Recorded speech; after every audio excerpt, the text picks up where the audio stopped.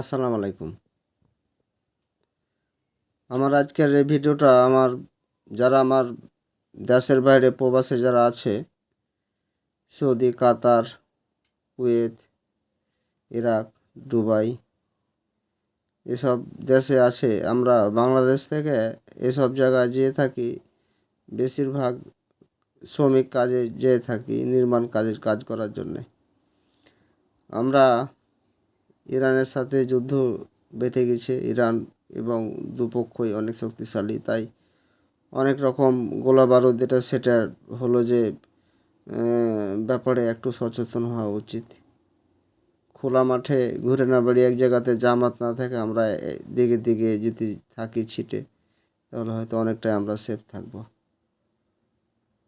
আমার এই ভিডিওটা অবশ্যই আপনারা একটু শেয়ার করে দিবেন। জীবনে টিকে থাকতে হবে। কেউ আপনাকে ধ্বংস করবে, আপনাকে টিকে থাকতে হবে। এটাই মূলত কাজ। আপনারা গেছেন কাজে, আপনার বউ বাচ্চা দেশে আছে, আপনার দিকে তাকিয়ে আছে আপনার পরিবার। বিশৃঙ্খলা করবেন না, লোভ করবেন না, কারোর কোনো 2 টাকার জিনিস নেবেন না, সৎ পথে কাজ করবেন। আমরা নির্মাণ কাজে গেছি, নির্মাণ কাজ আমাদের পৃথিবী যতদিন থাকবে ততদিন চলবে। আমাদের ব্যবহার ভালো থাকলে অবশ্যই আল্লাহ আমাদের সাথে থাকবে। ভালো থাকবেন, সুস্থ থাকবেন। আসসালামু আলাইকুম।